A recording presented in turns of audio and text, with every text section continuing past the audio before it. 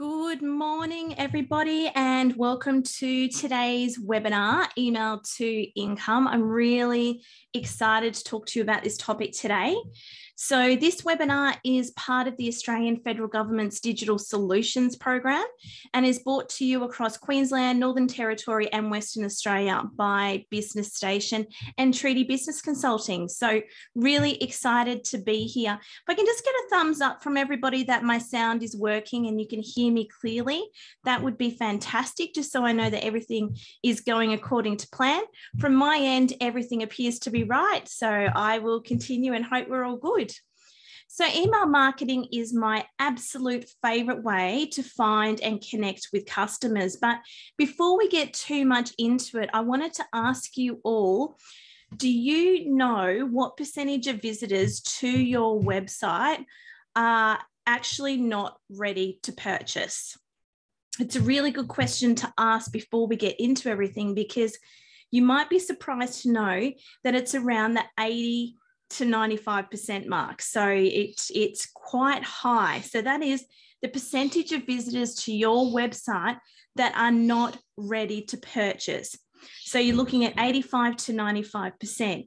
And the reason for that is before they make a purchase, they need to get to know, like, and trust you. And this is where the email marketing or email nurturing comes into play. So just a bit of webinar housekeeping. You will notice that your microphones have been muted for the better sound quality. Please use the chat feature if you have any questions, because I really do want to make sure before you leave today that you have any questions that you may have answered. And everybody who was registered today will receive a copy of the recording. So feel free to take notes if you are a note taker, but you will be receiving a copy of this also. For those of you who don't know me, my name is Kerrie and I'm the co-founder of Untitled Business Solutions, been part of the Digital Solutions Program now for about 2 years. So we build affordable websites, manage social media, and work one-on-one with clients who are keen to educate themselves on business software and digital marketing. So that's a little bit about me. What you're going to learn today, you're in the right place if you're ready to gain a clearer understanding of email marketing and some tips on making it more successful so that the time that you are using on email marketing is actually quality time and it's getting you somewhere. So what you are going to learn today, we're going to be talking about email strategy, which I think is a really important topic. We're also going to cover how you get subscribers and then subject topics and subject lines. And then I'm going to be talking a little bit about the analytics, which is quite important as well. So I'm not going to waste any time because obviously that's 4 subjects to get through in just 60 minutes. So I want to make sure that I get through all of them for you today. So let's talk strategy. It's here that I'll remind you that strategy is actually a long-term game. So when you hear somebody say, you need to set up an email strategy or you need a social media strategy. Strategy is a long-term game. Think of big companies that sit down once every 3 to 5 years and do a strategic plan.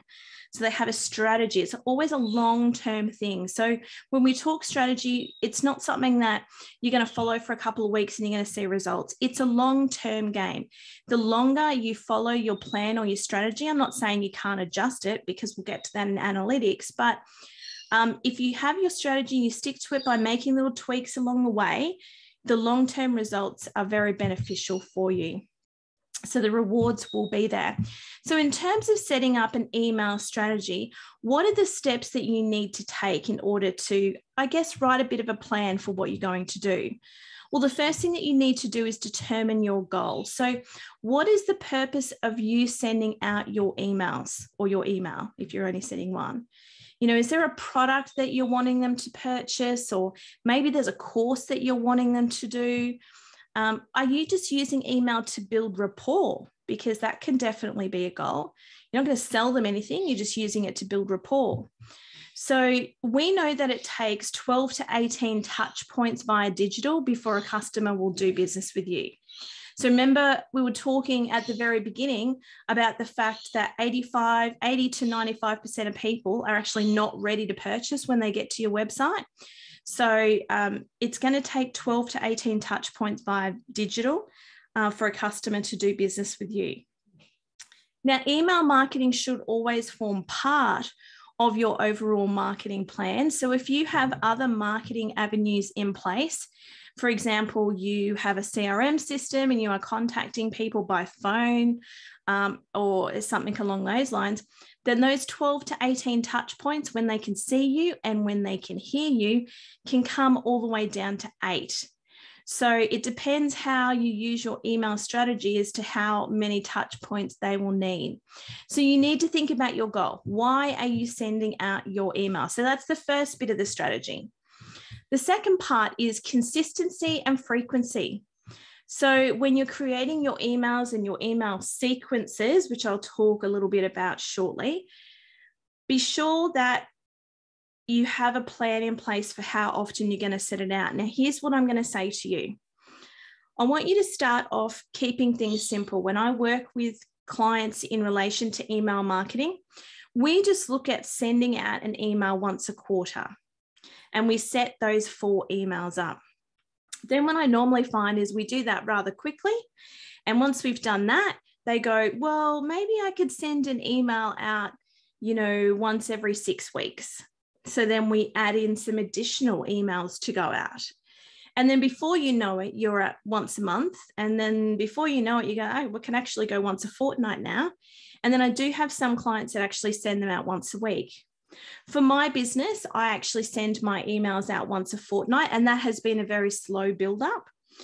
We've got an email sequence now of about 36 emails. So we're at about 1.5 years worth of emails, sending them out once a fortnight.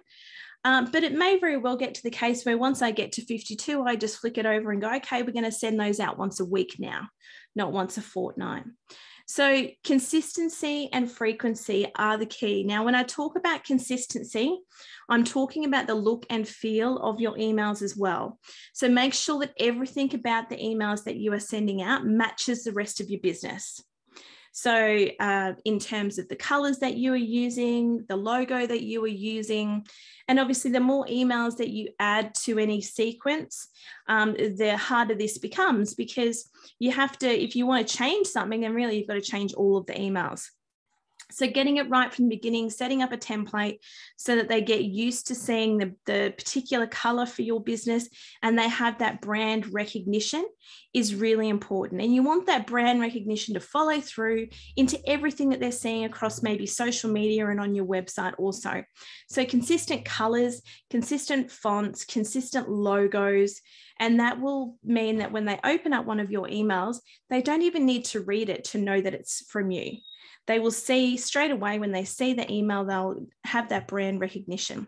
So consistency and frequency is the next thing you need to consider. Now, the next thing that you need to consider, this is where people actually get really stuck. So there is content and format that you need to consider. Now, there is a variety of different content and formats that you can send out with each and every email. And you just need to ask yourself when you're sending any content, I'll start with content first, out, because people say, what am I going to send people? I want you to think about what's in it for them. Okay, so what's in it for them? When someone is going to purchase something off you, whether that's book a service from you or purchase an actual product from your website, they're doing it because there's something in it for them. So in every email that you send out, I want you to think about what's in it for them. And if you're just coming up a blank because you're like, well, all I'm really sending out is an advertisement for my business, then it's not going to be a successful email. If there's nothing in it for them to entice them to open that email, to not unsubscribe, to want to be part of your email database, then it's going to, this long-term strategy is not going to work, because people will get your first email, which is sales, sales, sales, all about me, nothing about them, doesn't solve any problem for them. There's nothing in that email for them. They're going to unsubscribe, and that's going to be the end of it for them. So when you're sending out an email, what's in it for them? Now I'm going to give you some examples of content. So here we're on the screen. So you can send out product reviews, product comparisons, tips, how-to tutorials, announcements, last chance opportunities. Anticipation is another really good one. cheat sheets, checklists, templates, worksheets. Now you see with all of these except for two, except for last chance and anticipation, all of the other ones that you see there on the screen now, it's all about what's in it for them. We're giving you a product review today. We've reviewed this product so that you don't have to. We're going to give you a product comparison today, Apple versus Mac. We're going to do the research for you. So what's in it for them? It saves them time. They can read the article, they can read the email, they can find out more. Tips. If they're having a particular problem and you send out an email with some tips in it, they're going to be interested in opening that up because it might solve a problem for them. A how-to tutorial is very similar to tips. An announcement, so something that might be coming up that could benefit them. When it comes to last chance and anticipation, these are a little bit different. They're examples of content, yes, but really what's in it for them is, a last chance. They don't want to miss out on something. Now, be very wary. This is something that you can't use all the time. You can't send out a last chance email every month. So I encourage my clients to send out a last chance email either at the end of the financial year or at the end of the calendar year. People tend to have this natural kind of closure at those times of year. So if you send out an email with a last chance opportunity to purchase a product that won't be around in 2022, I'm going to be encouraged to make a purchase because I don't want to miss out on that product. An anticipation email is another one. So this would work really well if you are maybe a consultant working in an industry where you release trainings or release courses that aren't available all year round. So, in anticipation of our new course that is coming up or in anticipation of our latest training is a really good way to be able to get people to open emails. And then, of course, we've got cheat sheets, checklists, templates, and worksheets. And what I can tell you from my experience is that these cheat sheets, checklists, templates, and worksheets is actually the most successful way that I can get people to open up my email. If my subject line says something like free checklist, free social media checklist, I can guarantee that people will open it because they think, what's in it for me? I'm going to get a checklist that I could use. And they nearly always go to the website and download it. So I have a lot of success there. So cheat sheets, checklist, and templates and worksheets are a really effective way to get people to open emails. So that's some examples of content. Remember, if you have any questions, guys, please pop them into the chat because I'd really love to get them answered for you as well. Then we're talking about the format of your emails. Now, the format means how are you going to present that email? And there's a few different options for you. You could just have a plain text email. That is where it is literally just text on the screen. You could also do a podcast or an audio email. So this is where you actually send them out an audio recording of your podcast or you direct them to your podcast. It could be an email that has a picture and text in it. And it could be an email that just has a video in it. The majority of email marketing platforms now have the ability for you to be able to link to YouTube or link to a website that has a video on it. Or it could just simply be a picture email as well. So that's what we're talking about when we're talking about format. So if I just go back for a second, because I don't want to lose you here, this step is now you're doing your strategy and you're talking about your content and format because you've already decided that you're going to be, you've got a goal. That's the first thing. You've had a look at how many times am I going to send an email out? And then you're looking at content and format. So we're going to decide what's the type of content that we're sending out and how are we going to present it in an email to people. So does that make sense? So it should really, you can see if you had this down in, on a piece of paper, you are building your email strategy as you go through these steps. The next thing I want to talk to you about is email sequences. Now, when I refer to sequences, a sequence is excuse me, it's a series of emails that get sent out automatically. So you don't even have to think about it.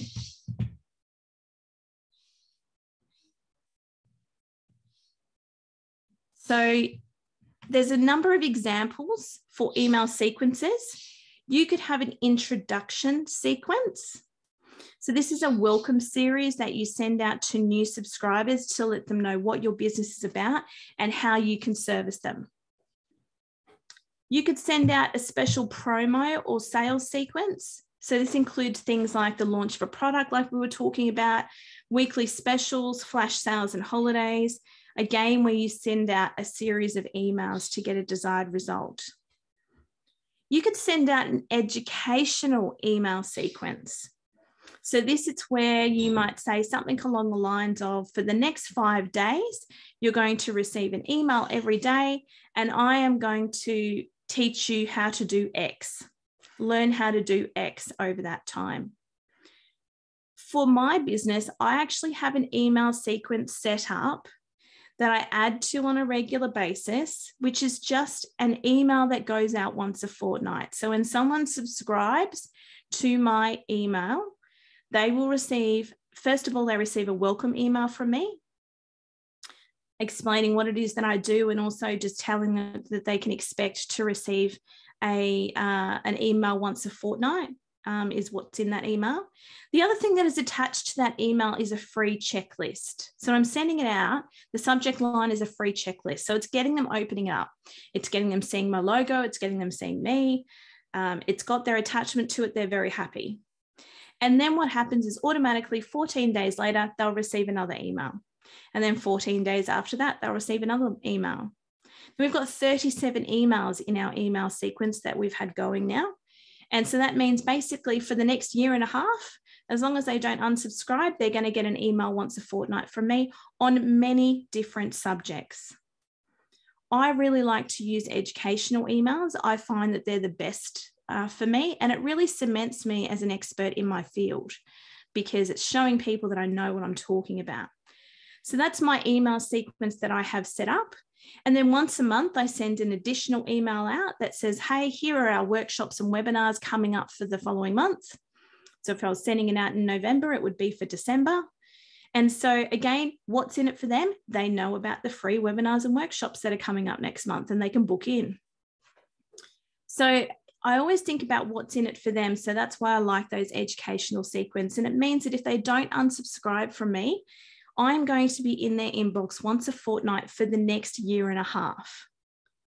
Now, if I combine that with other forms of marketing, for example, social media, or maybe even I have their contact details and I give them a call, you can appreciate that I have a much better success rate with those customers that I'm able to touch base with.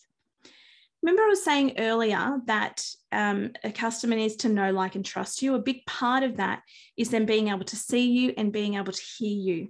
And that is why doing something like a webinar like we are doing today, or having a video as part of your email, is a really important step, because it's getting them to see you, it's getting them to hear you. Someone can get a real sense of the type of person that you are very quickly when they have the opportunity to do that. And I know I've been through it all myself as well. We all hate video.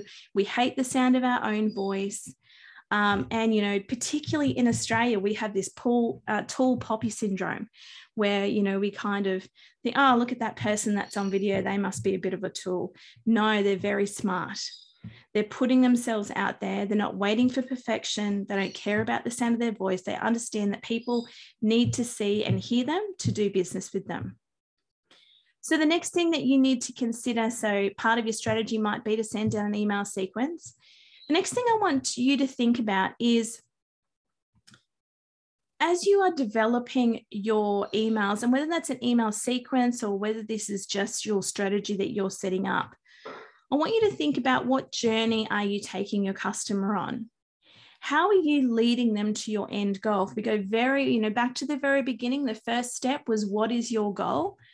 And if your goal is to build rapport with somebody, it's not about getting them to buy anything.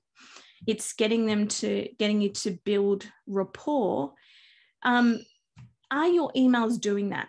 You know, in what you set up of what you're going to send out and how the type of content that you're sending out, the format it's going to be in, are you still directing them back to that end goal? So when we're doing this strategy all the way through, you know, I'll get you to keep referring back to that end goal. So that is basically the end of the so-called strategy. Okay. Now, there is a smaller part of it, which I'll get into in just a minute, because this is where people ask me a lot of questions normally. But if you have, I just go back through those steps that we've got to do so far so you don't get lost. So you have set your goal for your email, and it may very well be that you want them to go to your website and purchase something. In fact, let's use that. You want them to go to your website and purchase something. You've set up now how often you are going to send the email out, and you've got brand consistency across how that is going to look.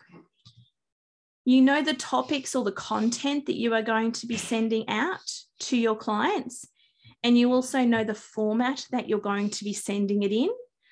So you've got that all sorted. You've decided whether you're going to send out an email sequence, or maybe you're not going to use sequences, but you've considered using sequences. And you have assessed the customer journey at the end to make sure that your whole entire strategy is set up with that initial goal in mind.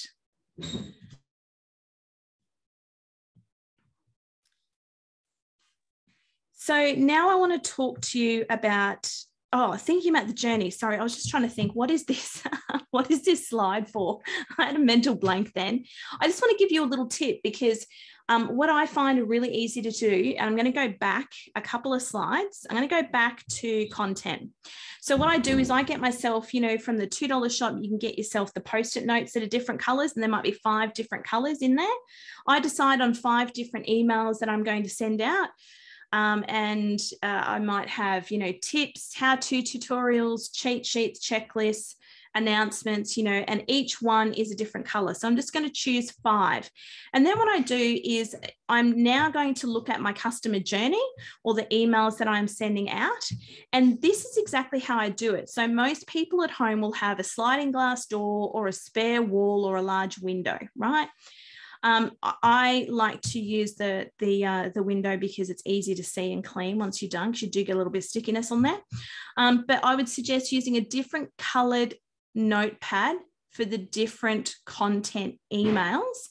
And then I put them up as a bit of a journey. So if I decide that, maybe if I go back to that list of content there, and I decide that one of them is going to be a product review, and green is going to be the color for product review. So on a green Post-it note, I would write product review, and I would stick it up on my window. And then it might very well be that I decide that maybe a how-to tutorial is a pink Post-it note. So then I would write how-to tutorial on the pink Post-it note, and I would stick it up on the window. So the idea is that you don't want to have a massive series of how-to tutorials. When I say that, I mean, you don't want every single one of your emails to be a how-to tutorial. And this is a really effective visual way for you to be able to see, well, we're sending them a product review, and then we're giving them a how-to tutorial on that product. Okay, so we've given them a review on that product, and now we're giving them a how-to tutorial on that product. So you're sending them on that bit of a journey, but you're not repeating the same stuff over again. So it's a really good way. And then on those Post-it notes, you can write more details down. Like, I've decided this one's going to be a video, and I'm going to, what am I going to do? So you can have your little plan, and then you can turn those Post-it notes into something a little bit more fancy. But this is honestly the easiest way to start out, and I find it really quick and easy to be able to go through, and it's a real visual. I go, great, I like that journey, it looks good.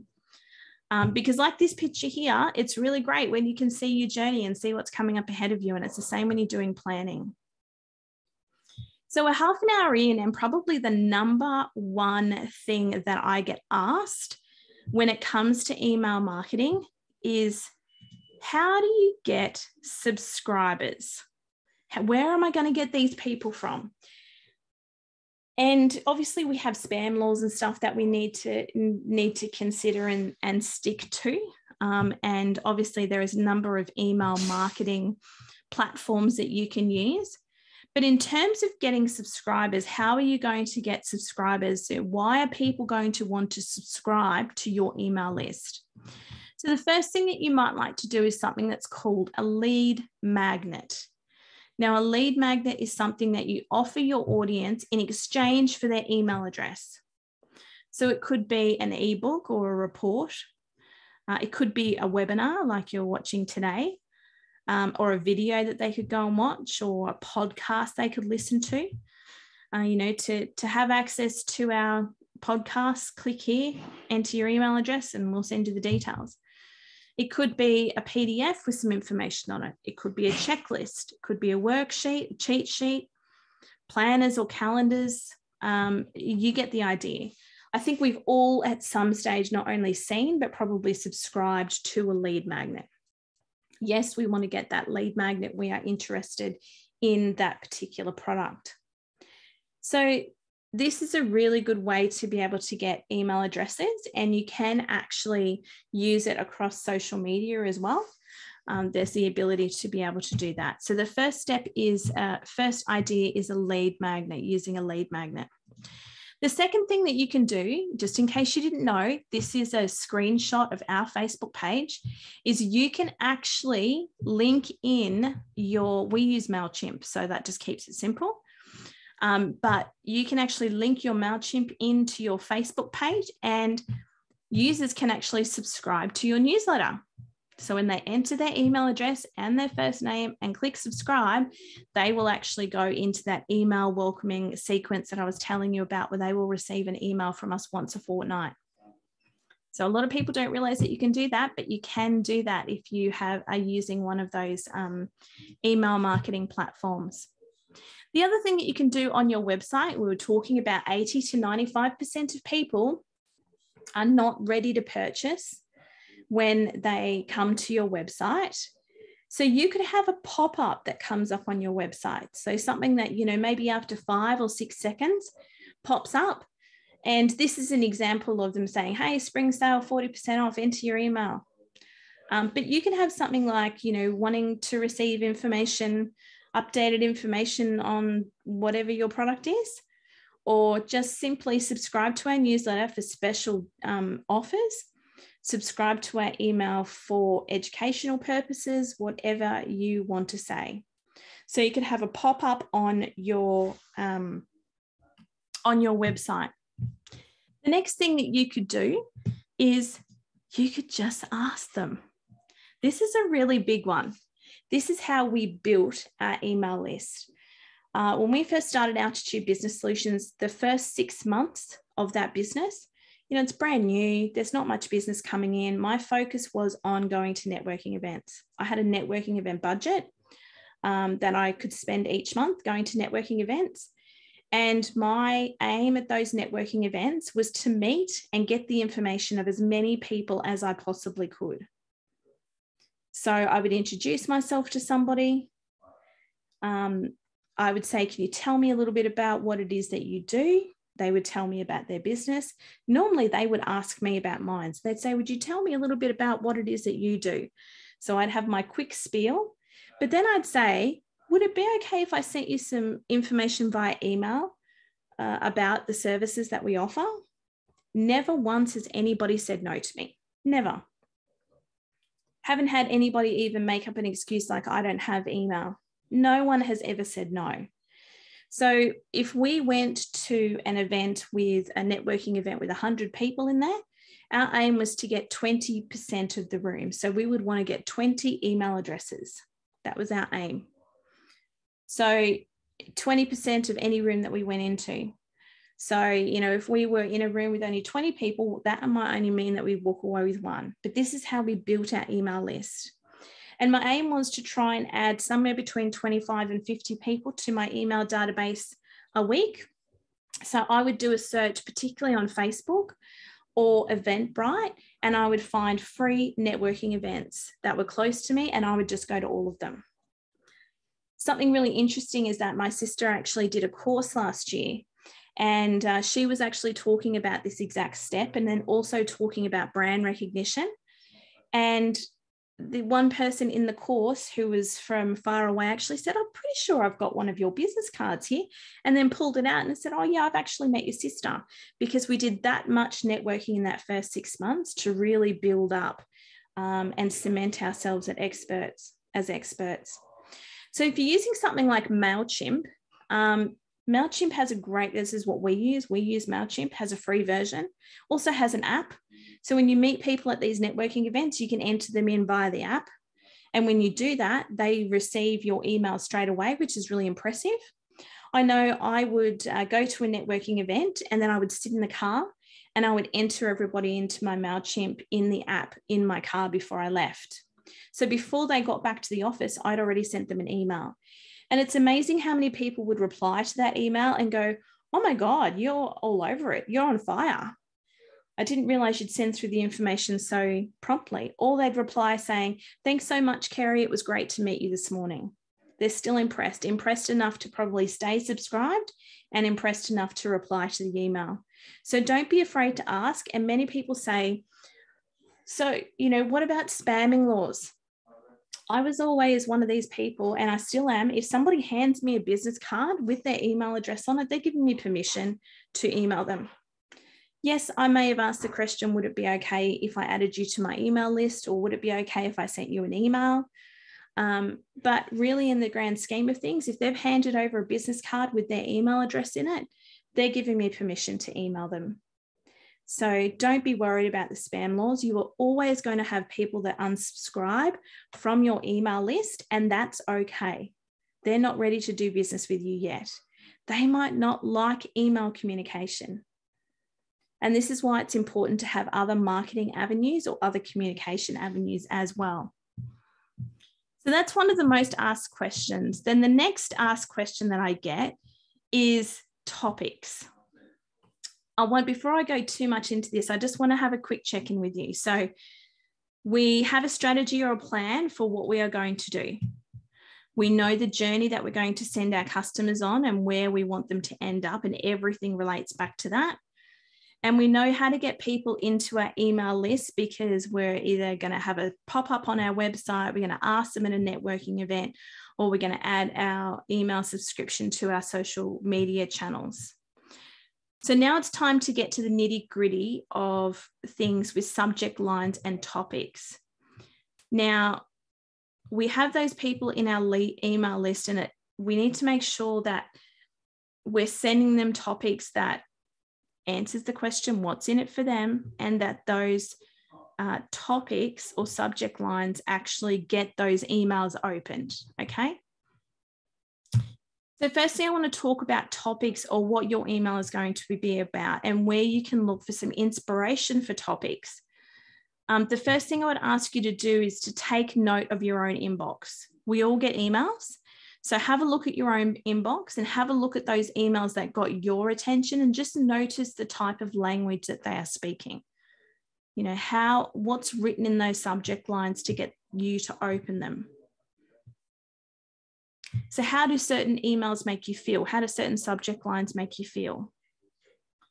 The whole idea is when you can evoke emotion in somebody through an email subject line that gets them clicking on your email and opening it up, that is key. That is what we're looking for. So you can browse YouTube and see what others are talking about to give you inspiration. That's a really good idea. So go to YouTube, type in a search criteria for your field, and see all of the different topics that come up and go, oh, that's a good one. I might do something similar. Now, I'm always wary to make sure that I tell people here, I don't want you to copy somebody else's stuff and just duplicate the same thing. I want you to get inspiration from what you see. Make it your own. Get inspiration from it. Obviously, another place you can look is you can see what's trending on social media and how you can relate it back to your business as a bit of a news point for them. Breaking news works really well if you are sending out not necessarily an email sequence, but just sending out an email now that you're wanting to send to them. Obviously, in the last 18 months, particularly, there have been some businesses that have been affected a lot by COVID-19. So they would have been sending out breaking news emails to their clients and customers. maybe telling them of different states had different rules for their COVID-19 restrictions. So updating people on that. And while we're talking about COVID-19 very quickly, there are a lot of businesses out there, and this really annoyed me. I had not heard from Suzanne Gray in 5 years, but all of a sudden they were concerned about me and wanted to make sure my health was good during COVID-19. And I found that really annoying. I think what happened is a lot of companies had gotten slack with their email marketing, and they thought that email was on the way out, a little bit like QR codes. We all thought QR codes were dead. I never believed that email marketing was going away. There was always going to be a percentage of my clientele that likes email, and they were the clients that I'm targeting with my email marketing. But there are some companies who hadn't done it. So maybe I'd signed up, well, obviously I had signed up to maybe some kind of membership where I could get a discount for purchasing with them, but I had not heard of them. And then all of a sudden COVID-19 hits and they're concerned for my well-being, and they wanted to let me know that they were now selling hand sanitizer. So email, if you're not consistent with it, can actually do a bad thing. Because first of all, I unsubscribe straight away. Whatever, you just want to sell to me now, because you've now realized your stores aren't open and I can't come in, and the only way you can sell to me is online, and you've not been in my inbox for the last 4 years. But the other thing is that has really stuck with me, and I now avoid that shop like the plague. So this is where, you know, consistency is key. If you're going to send out that one, start with once a quarter and then add in extra for once a month if that's what you want to do, but be consistently in their inbox. Don't just all of a sudden pop in there. And obviously you guys might have an email database that you haven't spoken to for a little while. So when you send your first email out, you're probably going to get a lot of unsubscribes, and that's okay. That's just telling you the people that don't want to do business with you, so you don't need to waste your time on them. So yes, sending out information in terms of breaking news is a great idea. The other thing that you can do is you can Google. There is a great website called Answer. I'm just putting it in the chat for you. Answer the Public. I think you get 2 or 3 free searches a day. So you can go to that website and you can actually enter in your niche or what your business is about. And then you can press enter, and it's going to give you a whole heap of topics that people are searching for on the internet. But other than that, you can just go to Google. So think of a question for your business. So if I think about mine, it might be, how to make money from email marketing. I might type that question in, and then a whole heap of ideas are going to come up for me to be able to go through. Now, if you're on our mailing list, you may have noticed our mistake. So remember I was talking to you, and I always bring this up. Remember I was talking to you about our automated email through MailChimp. That was our platform of choice. Now, whether you're using MailChimp, you might be using something like a Lead Pages or a Dubsado, or you might be using Flowdesk is another one as well. It's an email marketing subscription service. So it keeps you in line with the spam laws. And we chose MailChimp. And I'll be honest with you, we chose it simply because it had a free option for us. We now have the paid option, but when we started, we had the free one. We started writing blogs, and we started writing blogs about everything and anything. Now, don't get me wrong, there's been a degree of success with those emails. And certainly it's nice to know that when we meet someone, an email will automatically go out once every fortnight for 2 years or nearly 2 years. But our mistake was not keeping on topics that were relevant to our business. So we started sending emails out that could possibly be relevant to somebody at that time, like how to work from home, how to run your business or work from home with children. And we started having all these random topics. So if you're on our email list, you might notice some of these random topics coming through. They were great. The emails were getting seen by people, and we've got a great open rate for our email, but we're always looking to improve. When you are sending your email out, I think it's important to always, in some way, shape or form, keep it aligned with your niche and your business. Don't go too off topic, because we went too off topic. And I can see now from the results of my email that those ones that are off topic are not as successful as the ones that have stayed on topic. So don't make the same mistake in us and start sending out emails that are not relevant to your business. There might be breaking news, you know, on Channel 7 today, but is it relevant to your business? And do you need to send that out? But if it's relevant to your business and it's going to be helping your client, letting them know what's in it for them, then that's important. But don't make that mistake that we did. The next thing I want to talk to you about is subject lines, because this is another one where people go, well, what kind of subject lines do I need to actually write to get people to open up the email? So I'm going to give you some tips, subject line tips.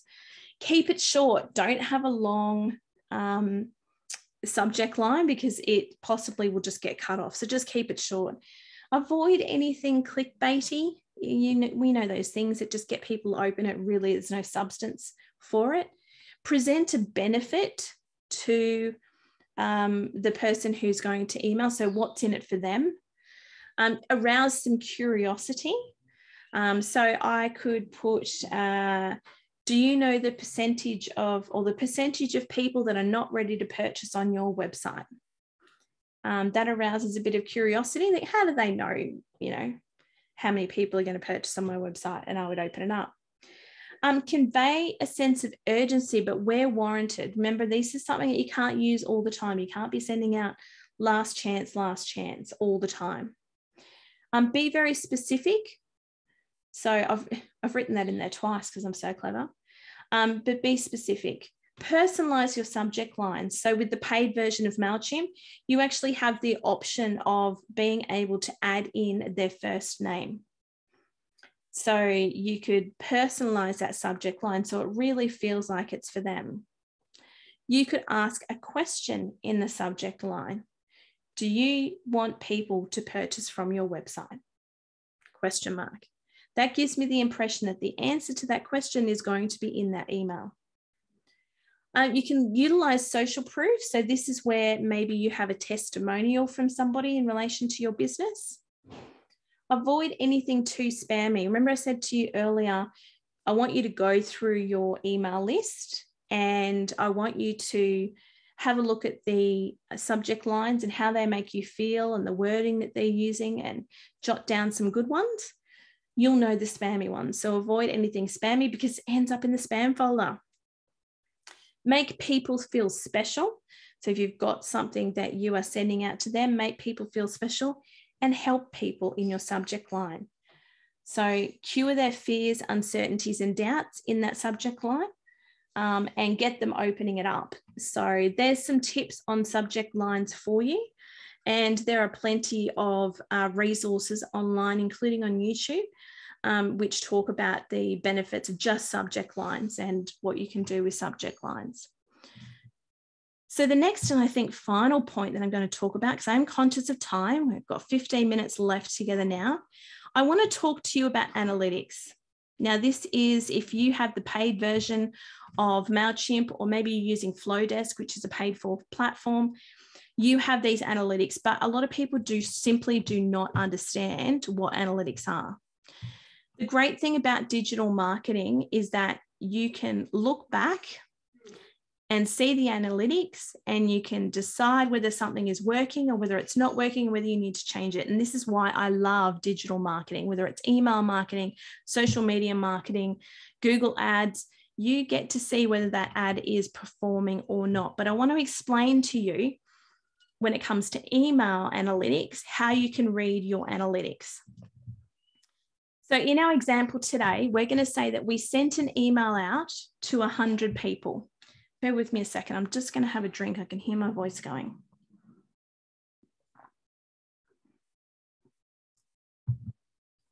That's better. We're going to send an email out to 100 people in this. Keep our numbers nice and easy for my math today. And we're going to say that 11% of them open it. Now, the average open rate for emails is sitting between 23 and 25%, just on average, so across the board. But I'm going to say in this case that it's only 11% that are opening it. So I'm going to keep it on the lower side. I want to be realistic about about this. So send out an email to 100 people and 11% of them open it. So 11% is low. It's a little bit below average. Okay, what did I say? 23 to 25%. So what's the reason why it wasn't opened by more people? Well, was it the time of day that you sent it? You know, how many of us wake up first thing in the morning to see that we've received an email at 1 a.m.? And we go, well, clearly that is not from anybody who is in Australia. You know, so what time of day did you send it through? The other option is that people send me emails at 9 a.m. or between 9 and 9:30. And if I'm at work, I don't want to receive those emails. The best time of day for me to send an email out is any time after 10. And any time after 10 and any time before 4 o'clock. So that way I'm catching the people who check their emails before they go home from work, but I'm not annoying them in their email first thing in their inbox first thing in the morning either. What was the subject line? Was the subject line attractive enough to get them open? 11% is low. We want to up that open rate. So now I'm going to move on to the next example. So we sent an email out to 100 people and 30% of them open it. Okay, so it's a great open rate. So that tells me the time of day that you sent your email out was great. And it tells me that the subject line was inviting enough or the offer was inviting enough to get them to open it. So maybe you said, receive your free tips on X. Okay. So they've gone, oh, yes, I wouldn't mind that. And they've opened it up. 30% is a fantastic open rate. So I'd be very happy with that.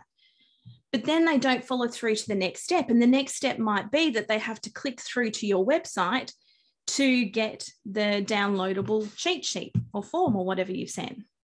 So why haven't they clicked through?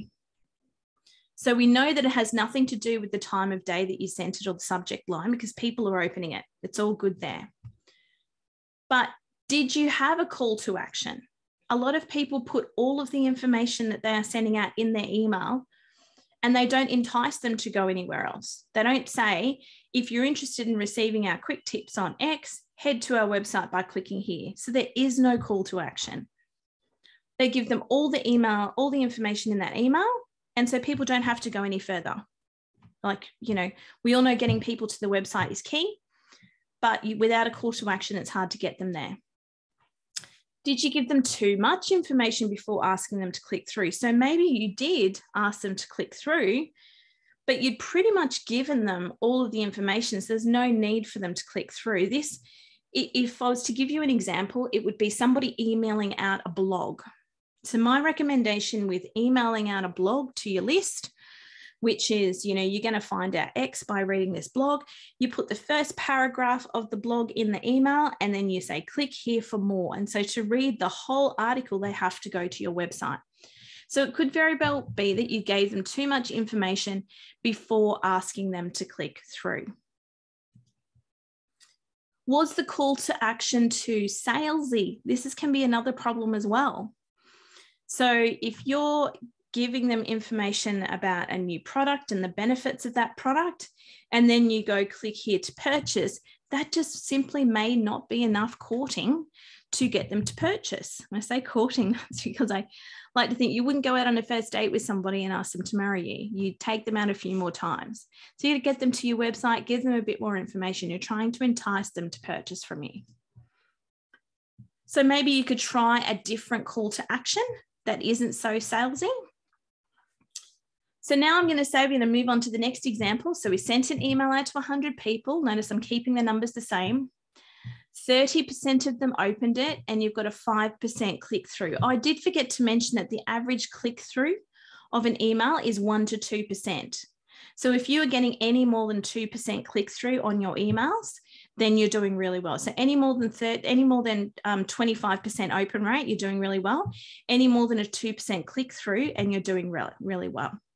So we sent it out to 100, 30% of them have opened it and 5% of them have clicked through, but none of them actually purchase. So they get to your website and they don't purchase anything or they don't follow through. And it may not be a purchase. It may have been, you know, enter your details here to go in the draw to win something. It could be anything, but none of them actually do it. So was the sales page that you had effective? Is the product or service what your client actually needs? maybe the price point is not right. Maybe the offer wasn't actually clear. But this is exactly what analytics can tell you, because based on all this information that we're seeing on the screen now, I can tell you that that's a fantastic open rate. So that tells me, again, your subject lines are great. The click-through rate is great. So that tells me that people were interested when they clicked through, but then none of them purchased. Was it because it was too salesy? Is the price point not right? Was your offer not really clear? Did you not have an offer? Did the click-through not work? This is another one that I had. I had a client recently that I worked with on email over 12 months ago, and they've been doing a really great job. And I've been on their email list and they've been sending it to me. And I've never bothered actually clicking on their email. They're just sending it to me so that I can see what they're sending out. And then all of a sudden I thought, I'm going to click on all of these links. And out of the 8 links in the email, only one of them actually worked.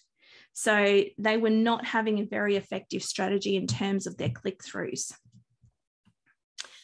So this would be a very successful campaign.